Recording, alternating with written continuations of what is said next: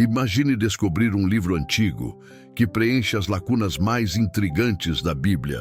Um texto que revela conversas entre Deus e os anjos, explica por que Caim realmente matou Abel e conta o que Abraão fez antes de Deus chamá-lo.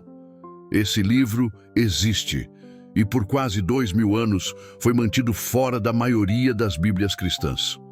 O livro dos Jubileus, também chamado de Pequeno Gênesis, sobreviveu completo apenas na tradição etíope, preservado pela Igreja Ortodoxa da Etiópia. Enquanto o mundo cristão o excluiu, os etíopes o consideraram tão sagrado quanto qualquer outro livro bíblico. Por quê? O que há nessas páginas que causou tamanha divisão? Hoje vamos explorar este texto misterioso, descobrir suas histórias esquecidas e entender por que ele foi removido do cânon bíblico e por que alguns ainda o consideram escritura sagrada. O livro dos Jubileus foi escrito provavelmente entre 160 e 150 a.C., durante um período turbulento da história judaica. Israel estava sob domínio estrangeiro e muitos judeus lutavam para manter suas tradições em meio à pressão da cultura helenística grega. O texto se apresenta como uma revelação divina dada a Moisés no Monte Sinai. Não apenas os 10 mandamentos, mas uma narrativa completa da história, desde a criação até o Êxodo. Um anjo especial, chamado Anjo da Presença, teria ditado esta história detalhada, preenchendo gaps e fornecendo contexto que Gênesis não oferece. O nome Jubileus vem da divisão única do tempo que o livro utiliza. Toda a história é organizada em períodos de 49 anos, chamados Jubileus, criando uma cronologia precisa dos eventos bíblicos. Esta estrutura não é apenas organizacional. Para o autor, ela revela o plano cósmico de Deus desenrolando-se em ciclos perfeitos. Por que foi excluído? 3 razões principais explicam sua exclusão. Primeiro, o texto foi escrito tarde demais. Os livros do Antigo Testamento foram compostos entre aproximadamente 1200 e 400 a.C. Jubileus, escrito no século II a.C., era considerado recente demais para ter autoridade profética genuína. Segundo, suas doutrinas teológicas divergiam significativamente. O livro enfatiza excessivamente anjos como intermediários, promove um calendário solar específico em oposição ao lunar adotado pelo judaísmo oficial e apresenta uma visão extremamente rígida de pureza ritual. Terceiro, não foi universalmente aceito nem mesmo entre os judeus.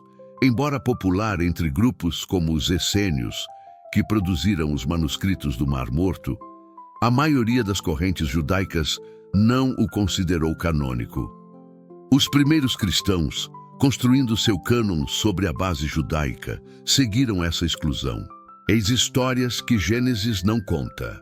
Abraão, o destruidor de ídolos. Em Gênesis, Abraão simplesmente aparece quando Deus o chama para deixar sua terra. Mas de onde ele veio? Como foi sua juventude? Jubileus preenche essa lacuna com uma narrativa dramática. Abraão cresceu em Ur, numa casa idólatra. Seu pai Terá fabricava e vendia ídolos. Mas desde jovem, Abraão questionava a lógica de adorar estátuas. Ele observava as estrelas, o sol e a lua, ponderando quem teria criado tudo isso. Num momento decisivo, Abraão confrontou seu pai, argumentando que ídolos de madeira e pedra não podiam ser deuses verdadeiros. Quando Terá recusou ouvir, Abraão tomou uma atitude radical. Incendiou o templo de ídolos, destruindo as imagens que sua própria família venerava. Esta história não aparece em Gênesis, mas tornou-se extremamente popular na tradição judaica e islâmica. O Corão menciona uma versão similar, e o Talmud também preserva narrativas de Abraão destruindo ídolos. Jubileus pode ser a fonte mais antiga desta tradição. Caim e Abel. O primeiro assassinato explicado. Gênesis nos diz que Caim matou Abel, mas oferece poucos detalhes sobre o contexto. Jubileus expande consideravelmente a história. Segundo o texto, o conflito não foi apenas sobre sacrifícios. Havia tensões sobre herança de terra, sobre quem lideraria a família e sobre diferentes visões de como servir a Deus. Caim representava a agricultura e o trabalho sedentário. Abel, o pastoralismo nômade.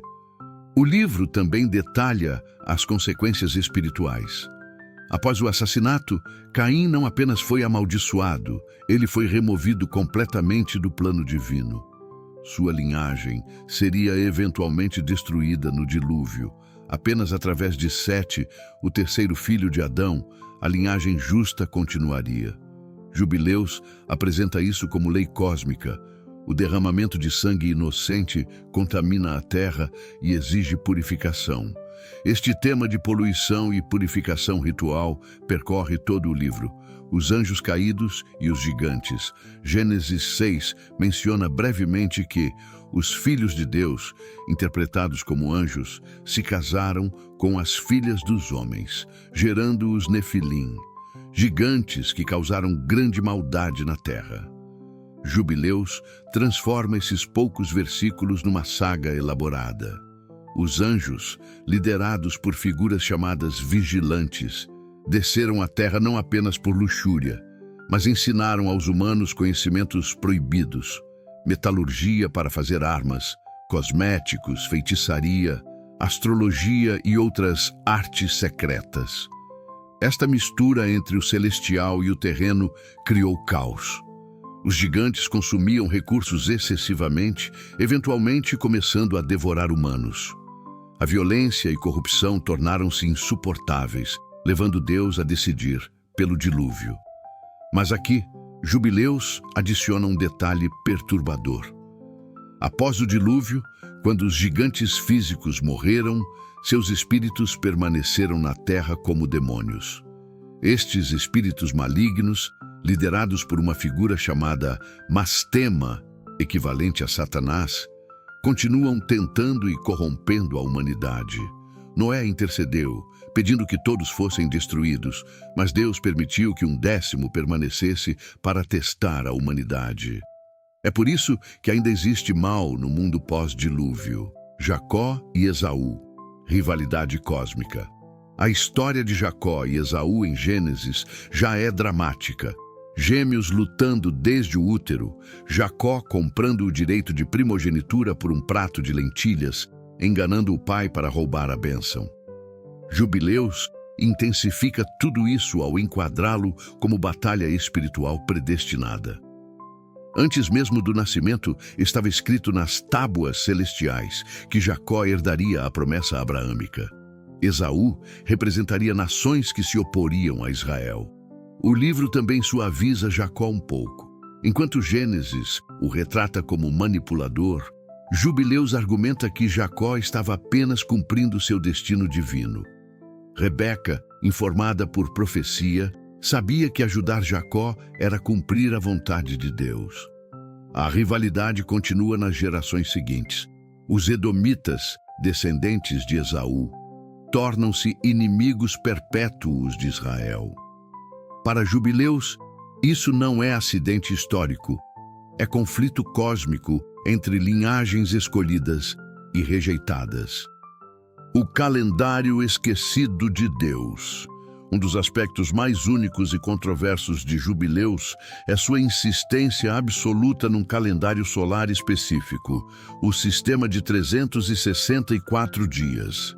Segundo Jubileus, Deus estabeleceu na criação um ano perfeito de 364 dias, exatamente 52 semanas. Isto significa 4 estações de 91 dias cada, 13 semanas. Festivais sempre no mesmo dia da semana. Sábados nunca conflitam com outras observâncias. Este sistema torna impossível errar as datas sagradas. O sábado sempre cai no mesmo dia numérico dos meses. A Páscoa sempre começa numa terça-feira. Tudo é previsível, ordenado, perfeito, contra o calendário lunar. O judaísmo mainstream adotou um calendário lunar, onde os meses seguem ciclos da lua. Isto significa que o ano tem apenas 354 dias, exigindo ajustes periódicos, meses extras, para alinhar com as estações. Para jubileus, isto é abominação. O texto ataca duramente aqueles que observam a lua e perturbam as estações. Usar o calendário lunar é desviar-se do plano divino, causando que festivais sejam celebrados em dias errados. Haverá aqueles que observarão a lua, como fazem os gentios, mas eles perturbarão as estações e farão um dia abominável no dia do testemunho. Esta não era questão menor. O calendário determinava quando adorar, quando sacrificar, quando descansar. Estar fora de sincronia com o tempo divino significava estar fora de sincronia com Deus. O calendário etíope hoje. Curiosamente, a Igreja Ortodoxa Etíope ainda usa um calendário que reflete parcialmente esta visão. O ano etíope tem 13 meses, 12 meses de 30 dias, mais um mês curto de 5 a 6 dias. Embora não seja exatamente o sistema de jubileus, compartilha a preferência por estruturas solares fixas. A Etiópia está atualmente no ano 2017, em 2025 do calendário gregoriano, refletindo diferentes cálculos da data da criação e do nascimento de Cristo. Leis antes de Moisés. Um dos ensinamentos mais radicais de jubileus é que os patriarcas, Abraão, Isaque, Jacó, já seguiam as leis mosaicas séculos antes de Moisés nascer, as tábuas celestiais. Jubileus introduz o conceito de tábuas celestiais, registros eternos onde toda lei e evento está pré-escrito. Estas tábuas existem no céu desde antes da criação do mundo. Quando Moisés recebeu a lei no Sinai, ele não estava recebendo novos mandamentos. Estava recebendo cópias terrestres de leis que sempre existiram no reino celestial. Anjos seguem estas mesmas leis. Elas são a constituição do cosmos. Abraão guardava o sábado. Gênesis nunca menciona Abraão observando o sábado, mas Jubileus insiste que ele o fazia. Como poderia ser diferente se o sábado foi estabelecido na criação? Abraão também circuncidou-se seguindo o mandamento divino. Isto está em Gênesis, mas Jubileus adiciona que esta não foi inovação. A circuncisão já estava escrita nas tábuas celestiais desde o princípio. O livro lista várias leis que Abraão supostamente seguia. Sacrifícios apropriados, leis de pureza, proibições dietárias. Tudo que Moisés receberia mais tarde, Abraão já praticava. Implicações teológicas. Por que isso importava? Porque estabelecia que a lei não é uma criação temporal para um povo específico, é a estrutura eterna da realidade. Para jubileus, judaísmo não começa com Moisés. Começa com Adão, continua através de Noé e Abraão e apenas é formalizado publicamente no Sinai. A lei é a maneira como o universo funciona, não apenas regras culturais para Israel. Esta visão contrastava com correntes judaicas mais flexíveis e seria problemática para cristãos que argumentavam que Cristo trouxe nova aliança, superando aspectos da lei mosaica. Anjos, demônios e guerra espiritual. Jubileus apresenta cosmovisão profundamente povoada por seres espirituais, muito mais do que Gênesis sugere, hierarquia angelical. O livro descreve diferentes categorias de anjos. Anjos da presença, os mais elevados, que ficam diante de Deus e executam suas ordens mais importantes. Um destes narra todo o livro para Moisés. Anjos dos elementos. Supervisionam fenômenos naturais. Sol, lua, estrelas, clima, estações. Eles garantem que a criação funcione conforme os ciclos estabelecidos. Anjos das nações. Cada nação tem um anjo guardião, mas Israel é diferente. Não tem anjo intermediário, estando diretamente sob Deus. Mastema e os espíritos malignos. Após o dilúvio, Noé pede que todos os espíritos malignos, almas dos gigantes mortos, sejam destruídos. Mas Mastema, o principal adversário, intercede. Mastema argumenta que, sem tentação, não há teste verdadeiro de fé. Deus permite que 10% dos espíritos malignos permaneçam sob liderança de Mastema para testar a humanidade. Mastema aparece em momentos-chave. Tenta fazer Abraão falhar no sacrifício de Isaque. Endurece o coração de Faraó durante as pragas. Lidera espíritos que causam doenças e tentações. É essencialmente Satanás, embora o nome seja diferente. Significa hostilidade ou inimizade em hebraico. Anjos ensinam e protegem. Diferente da Bíblia canônica, onde anjos aparecem ocasionalmente, em Jubileus eles estão constantemente envolvidos. Ensinam Adão sobre agricultura e calendário. Instruem Noé em medicina e como lidar com espíritos malignos. Guiam Abraão e revelam futuros eventos. Protegem José durante sua jornada ao Egito. Esta mediação angelical constante cria cosmovisão, onde humanos raramente interagem diretamente com Deus. Há sempre camadas celestiais entre o divino e o terrestre. Por que os etíopes preservaram este livro? Enquanto o resto do mundo cristão rejeitou Jubileus, a Igreja Ortodoxa Etíope o manteve como escritura sagrada. Por quê? História do cristianismo etíope.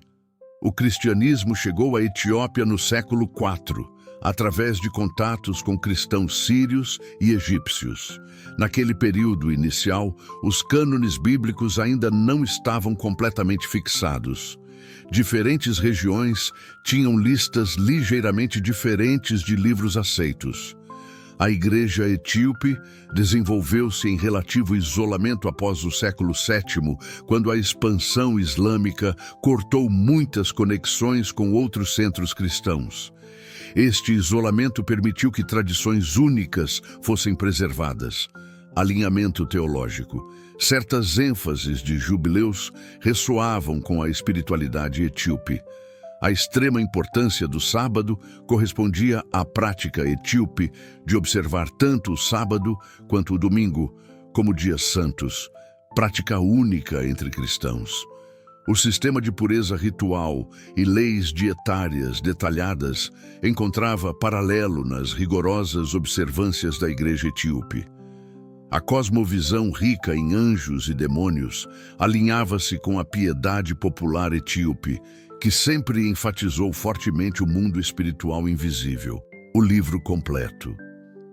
Ironicamente, por séculos, os estudiosos ocidentais conheciam Jubileus apenas através de fragmentos em grego e latim e citações em textos patrísticos.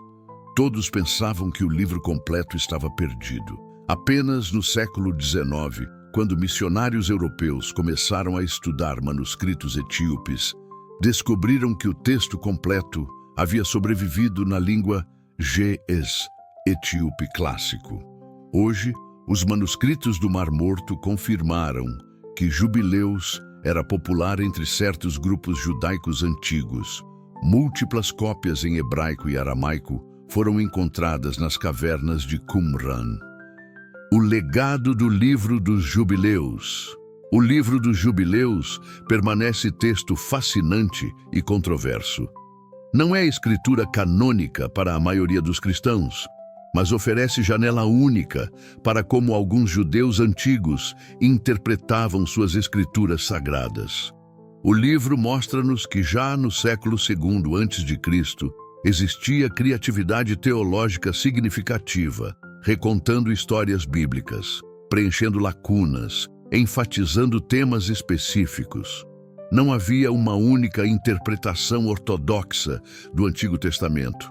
Havia diversidade vibrante, as preocupações de Jubileus, observância calendárica precisa, pureza ritual rigorosa, leis detalhadas transmitidas desde a criação, refletiam ansiedades reais de comunidades judaicas lutando para manter identidade sob pressão cultural estrangeira. sua preservação na Etiópia, lembra-nos que o cristianismo não é monolítico. Diferentes tradições valorizam diferentes textos, práticas e ênfases teológicas. Seja você pessoa de fé, buscando compreender tradições alternativas, estudioso interessado em história religiosa ou simplesmente curioso sobre livros perdidos da Bíblia, o Livro dos Jubileus oferece leitura que é ao mesmo tempo iluminadora e desafiadora. Janela para mundo onde anjos caminham entre humanos, onde o tempo é sagrado e onde cada evento cumpre plano cósmico escrito antes da fundação do mundo.